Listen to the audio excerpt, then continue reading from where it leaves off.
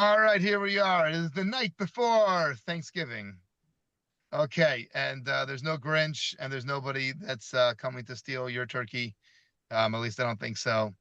And we never ever did a good long discussion about the world of turkey and Judaism and Thanksgiving and do it, don't do it. Is it a Jewish holiday?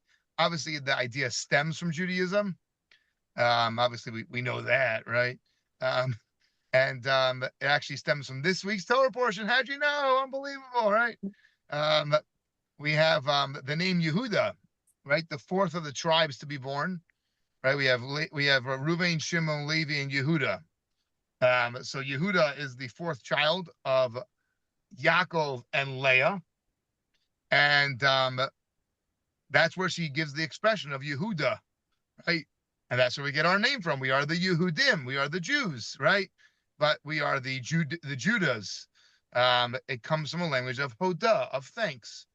And the interesting thanks that she was giving was she understood that they knew, however exactly they knew this, they knew the patriarchs and matriarchs, they knew that there were going to be 12 tribes.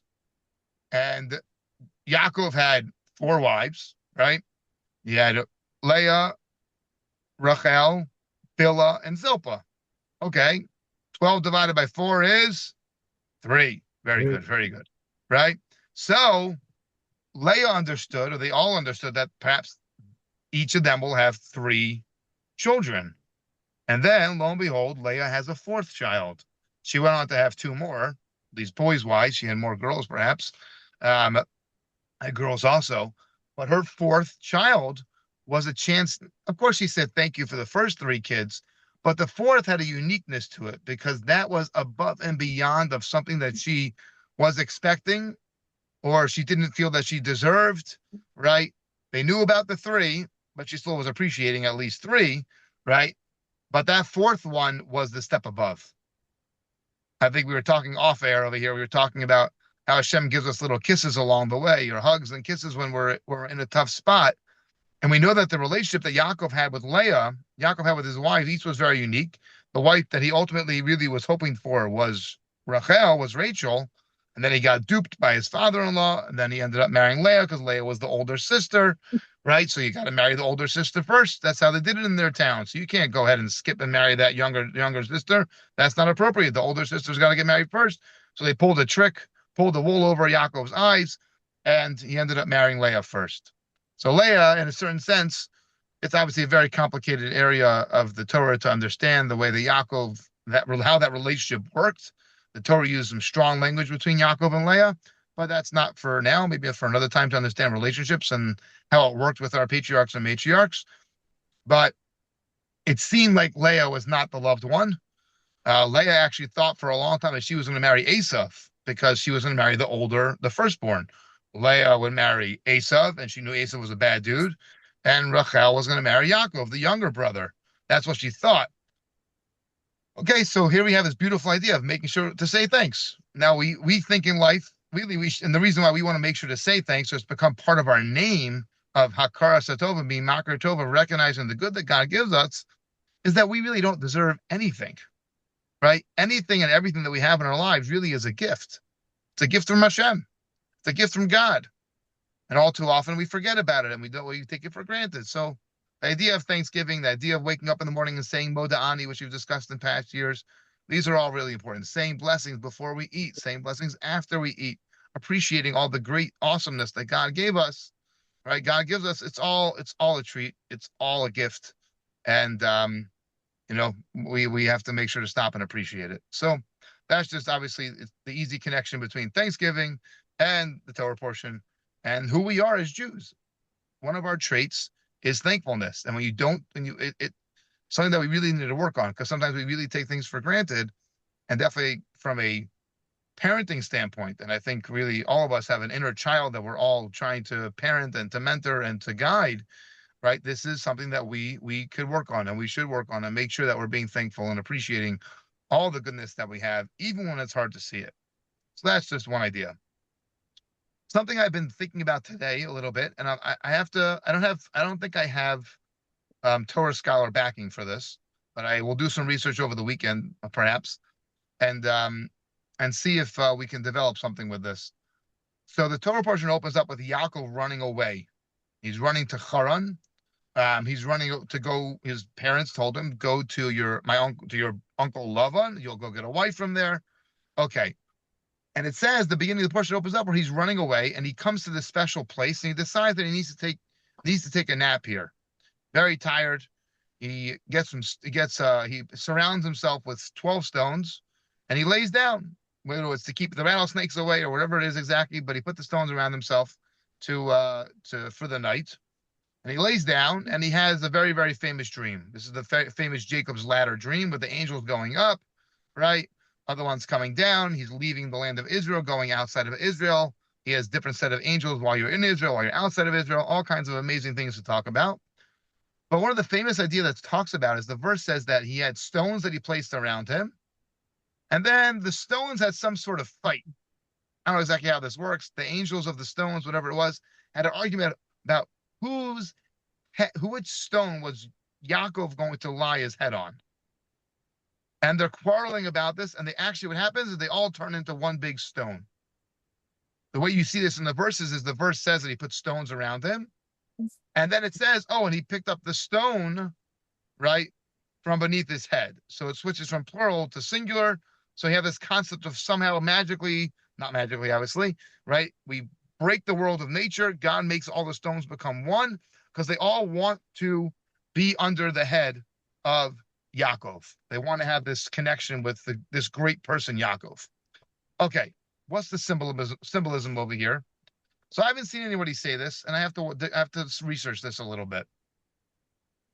But I think it connects to what we talked about last week, about when we have challenges in life, trying to figure things out. What do we try to connect to? Who do we try to connect to? So obviously it's the Torah, it's Hashem. That's what we try to connect to. But what do you have over here? You have these stones, these inanimate objects that they want to connect to this high level of spirituality. They want to be connected to Yaakov. So much so, they break their nature and they become one. To be able to be with Yaakov, to provide a service for Yaakov to lie his head upon them while he has this amazing dream. And that's where they want to be. And that's where they want to go. And did each of them know that this breaking of nature was going to happen and then they're going to become one stone? No. But I think the symbolism is very strong and very profound. You know, we have all kinds of things in life that we can connect to, that were things that we can hang out with, spend our time with, and things that we could do, and things that we do. And very often we feel, when it comes to our spiritual journey, connecting with Hashem, connecting with the Torah, connecting with Judaism, we feel that something is beyond us.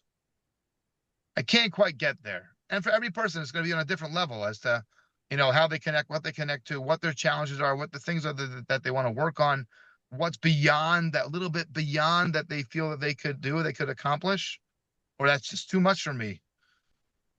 And I think this idea of the stones is showing us that nature does not get in the way of somebody striving for greatness. Nature does not get in the way for somebody who has hopes and dreams and wants to be greater than they think than they are. That's striving for greatness. That's striving for holiness and connection and spirituality and oneness with Hashem, oneness with the Torah, oneness with oneself. The striving to become the best version of oneself is not bound by nature. If we want that enough and we put in the effort and we express that effort, we can get it. It can happen. We can do it. Oh, I have some challenges. Doesn't matter. When it comes to this type of thing, connecting to Hashem, studying Torah, taking a big leap within our Judaism, and it just feels like it's too much, too hard. I don't understand it well enough. I can't do that. I think what we're seeing over here is this concept of teva, nature, who you are, what you think you are. We're not bound. We're not bound by nature when it comes to spiritual goals, when it comes to connecting to our best self, when it comes to connecting with God, when it comes to becoming and turning into that best version of ourselves. And I think it's a profound, beautiful idea and something to think about. Part of being thankful, right? This weekend, let's be thankful for all the things that we have. And then let's think about, okay, we have all this awesomeness here. What am I doing with it? And what can I do a little better with it? Right? How can I go ahead and show Hashem, express my thankfulness to God for all the things he gives me? And then say, look, I'm not bound by nature. I can go beyond nature. Because connecting to God, connecting to Judaism and the Torah, connecting to our best and best self, that's not bound by nature. That's beyond this world. That's out of this world. I think it's something tremendous. So God willing, my blessing for all of us is that when we approach a tough situation, or even it's not a tough situation, we're thinking about life, what we can do, what we can accomplish. Oh, it's just too much for me. I can't do that. Let's take the lessons of the stones over here and their want to be with Yaakov, a want to be part of this amazing dream that's happening over here, and dream big and climb that ladder to greatness. And God willing, if we do that and recognize that, no, you can't stop us, right? We can accomplish anything if we put our mind to it, put our heart into it, and make sure we leave space for Hashem to help us accomplish that. If we do that, we're unstoppable.